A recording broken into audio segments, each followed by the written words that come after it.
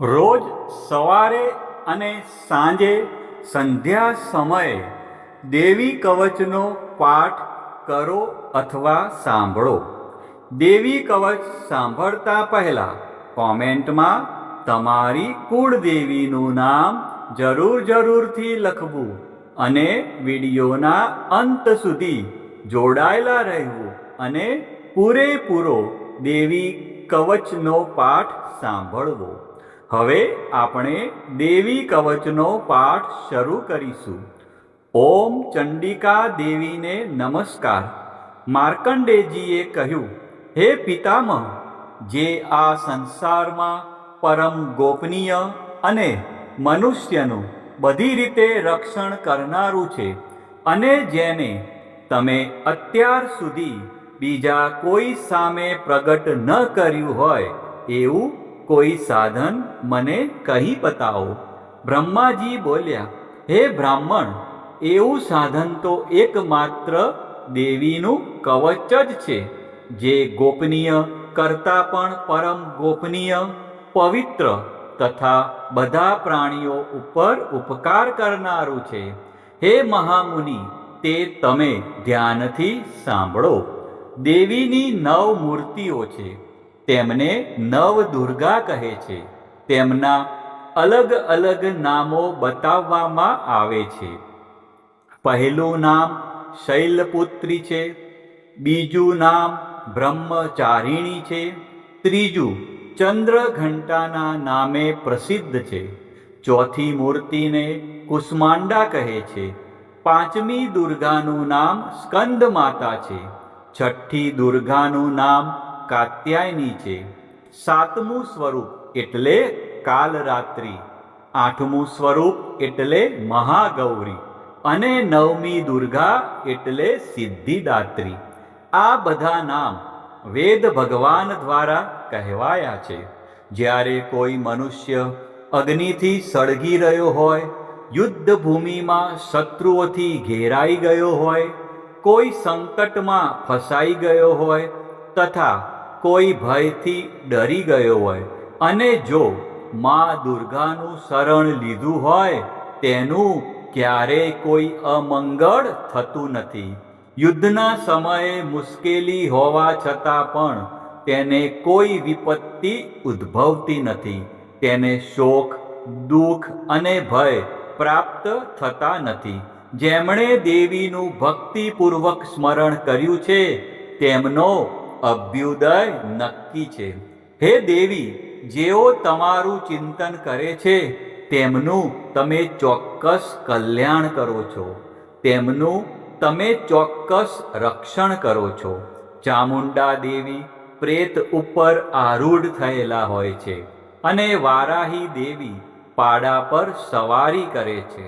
ઐન્દ્રી દેવીનું વાહન ઐરાવત હાથી છે. વૈષ્ણવી દેવી ગરુડ પર આવે છે અને માહેશ્વરી દેવી આખલા પર આરૂઢ થયેલા છે. કૌમારી દેવીનું વાહન મોર છે. વિષ્ણુપ્રિય લક્ષ્મી કમળ પર વિરાજમાન છે અને તેમના હાથમાં લાલ કમળ છે. આખલા પર આરૂઢ થયેલ દેવી ઈશ્વરીએ શ્વેત વસ્ત્ર ધારણ કરી રાખ્યા છે. બ્રાહ્મી દેવી હંસ પર બેઠેલા છે અને બધા જ આભૂષણો ધારણ કર્યા છે. આ બધી દેવીઓ માતાઓ યોગ શક્તિઓથી સંપન્ન છે, જેઓ અનેકવિધ આભૂષણો પહેરવાથી શોભે છે. તેમણે અનેક રત્નો ધારણ કર્યા છે, ક્રોધથી ભરેલી છે અને ભક્તોનું રક્ષણ કરવા રથમાં બેઠેલી છે. આ બધી દેવીઓના હાથમાં શંખ, ચક્ર, ગદા, શક્તિ, હળ, મુસળ, ખેટક, તોમર, કુહાડી, દોરડું, કુંત, ત્રિશૂળ અને ઉત્તમ પ્રકારના ધનુષ્ય ધારણ કરેલા છે. દૈત્યોના શરીરનો નાશ કરવો અને ભક્તોને અભયદાન આપવું, દેવતાઓનું હિત કરવું એ તેમના શસ્ત્ર ધારણનો ઉદ્દેશ છે. મહારૌદ્ર રૂપ, અત્યંત ઘોર પરાક્રમી, મહાબલી અને મહા ઉત્સાહયુક્ત હે દેવી, તમે મહાન ભયનો નાશ કરનારા છો. તમને મારા નમસ્કાર છે. તમારી સામે જોવું પણ મુશ્કેલ છે. શત્રુઓનો ભય વધારનારા હે જગદંબિકા દેવી, મારું રક્ષણ કરો. પૂર્વ દિશામાં ઐન્દ્રી શક્તિ મારું રક્ષણ કરે. અગ્નિ ખૂણામાં અગ્નિ શક્તિ, દક્ષિણ દિશામાં વારાહી દેવી અને નૈઋત્ય ખૂણામાં ખગધારિણી દેવી મારું રક્ષણ કરો. પશ્ચિમ દિશામાં વારુણી દેવી અને વાયવ્ય ખૂણામાં હરણ પર સવારી કરનારા દેવી મારું રક્ષણ કરો. ઉત્તર દિશામાં કુમારી દેવી અને ઈશાન ખૂણામાં શૂલધારિણી દેવી મારું રક્ષણ કરો. હે બ્રહ્માણી દેવી, તમે ઉપરની બાજુએ મારું રક્ષણ કરો. હે વૈષ્ણવી દેવી, તમે નીચેની બાજુએ મારું રક્ષણ કરો. આ જ પ્રમાણે શબ જેનું વાહન છે તે ચામુંડા દેવી દસે દિશાઓમાં મારું રક્ષણ કરો. જયા દેવી આગળની બાજુએ અને વિજયા દેવી પાછળની બાજુએ મારું રક્ષણ કરે. ડાબા ભાગે અજિતા દેવી અને જમણા ભાગે અપરાજિતા દેવી મારું રક્ષણ કરો. ઉદ્યોતિની દેવી શિખાનું રક્ષણ કરે અને ઉમા દેવી મારા મસ્તક પર વિરાજિત થઈને મારું રક્ષણ કરે. માલાધરી દેવી મારા કપાળનું અને યશસ્વિની દેવી મારી ભમરોનું રક્ષણ કરે. ત્રિનેત્રા દેવી ભમરોના મધ્ય ભાગનું અને યમઘંટા દેવી નાસિકાઓનું રક્ષણ કરે.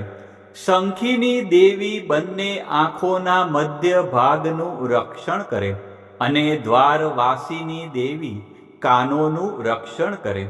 કાલિકા દેવી ગાલોનું તથા સાંકરી દેવી કાનોના મૂળ ભાગોની રક્ષા કરે.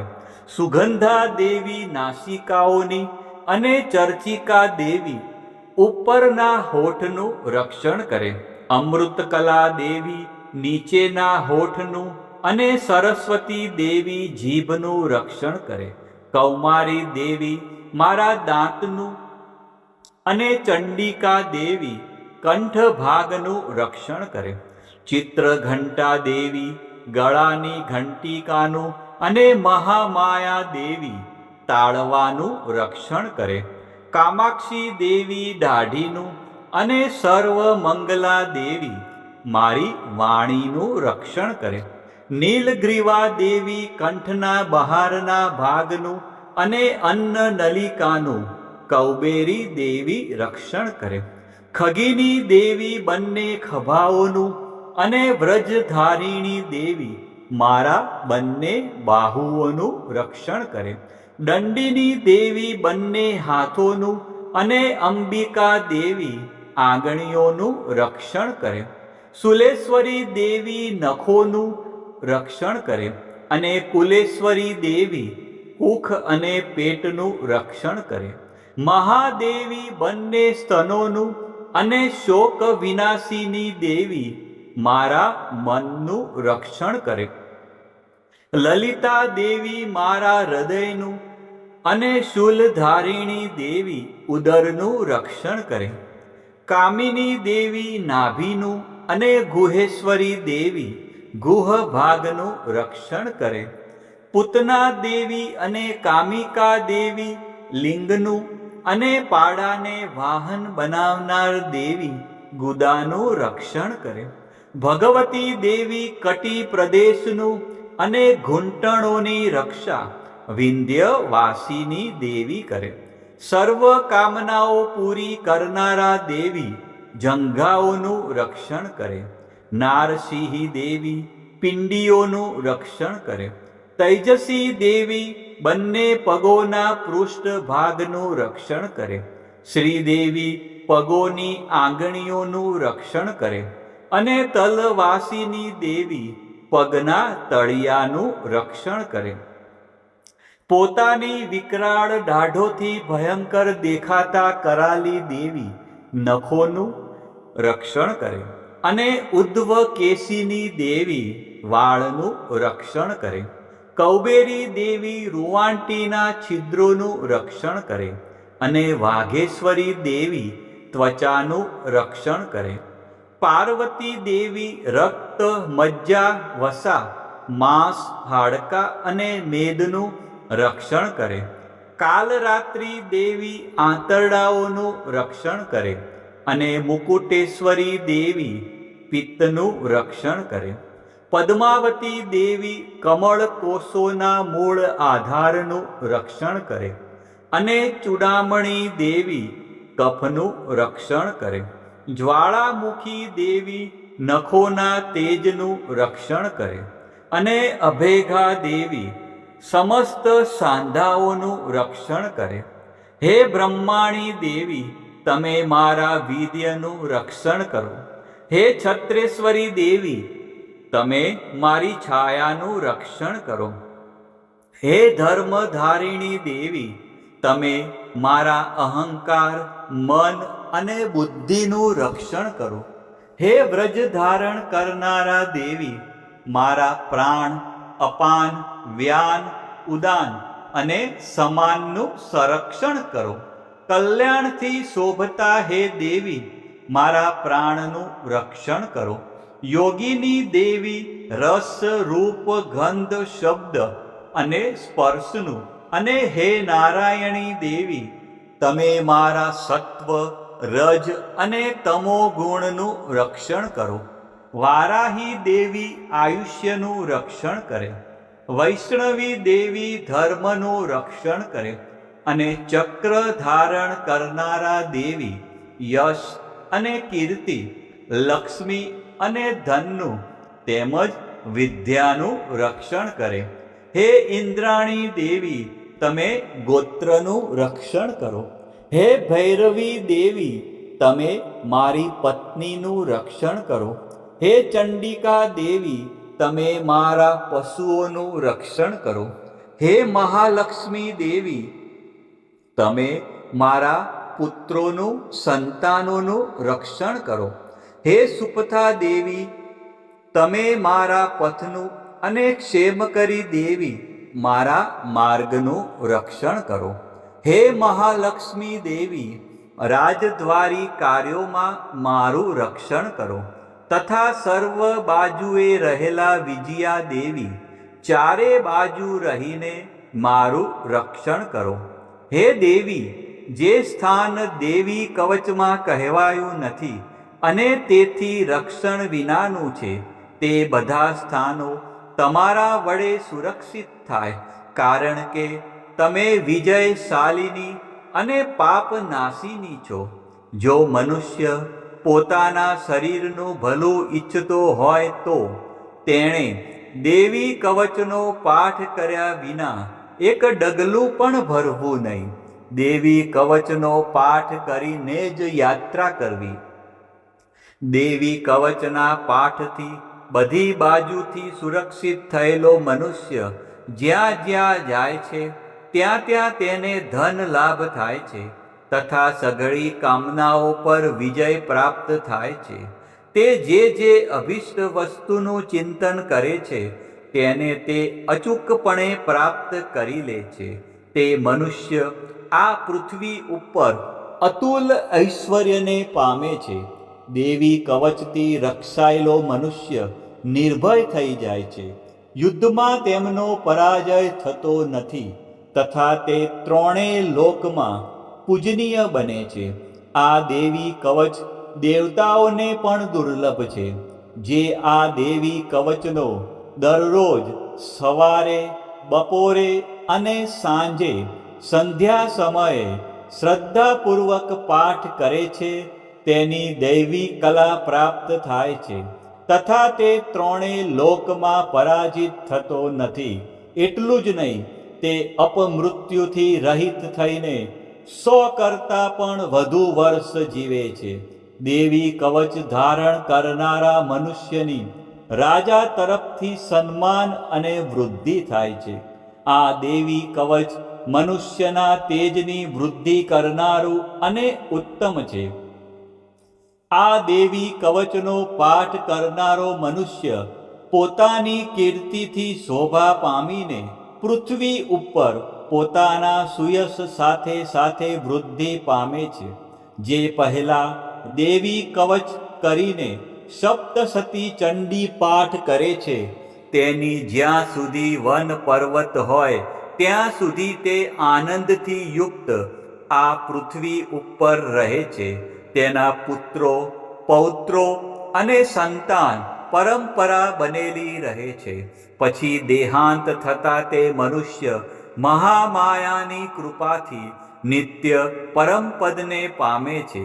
જે દેવતાઓને પણ દુર્લભ છે. તે સુંદર દિવ્ય રૂપ ધારણ કરે છે અને કલ્યાણ શિવની સાથે આનંદનો ભાગી બને છે. પ્રિય ભક્તજનો, મા ભગવતીની આરાધનામાં દેવી કવચનું વિશેષ મહત્વ છે. દેવી કવચ એટલે રક્ષણ કરનારું કવચ. આ પાઠ દ્વારા મા દુર્ગાના વિવિધ સ્વરૂપો આપણા શરીરના દરેક અંગ અને જીવનના દરેક ડગલાનું રક્ષણ કરે છે. ઋષિ માર્કંડે દ્વારા વર્ણવેલ આ દેવી કવચનો જો નિત્ય પાઠ કરવામાં આવે તો મનુષ્ય નિર્ભય બને છે અને તેના જીવનમાં સુખ શાંતિનો ઉદય થાય છે. આજના આ વિડીયોમાં તમે સંપૂર્ણ દેવી કવચનો પાઠ સાંભળ્યો. વિડીયોના અંત સુધી તમે જોડાયેલા રહ્યા અને મા અંબાના આ પરમ કલ્યાણકારી સ્ત્રોતનો લાભ લીધો. બોલો શ્રી અંબે માત કી જય, ચામુંડા માત કી જય, ખોડિયાર માત કી જય, મહાકાળી માત કી જય, ઉમિયા માત કી જય, બહુચર માત કી જય, વારાહી માત કી જય, અર્બુદા માત કી જય, ગાયત્રી માત કી જય, 64 જોગણી માત કી જય. આ પ્રમાણે રોજ સવારે, બપોરે અને સાંજે સંધ્યા સમયે દેવી કવચનો પાઠ અવશ્ય કરવો અથવા સાંભળવો.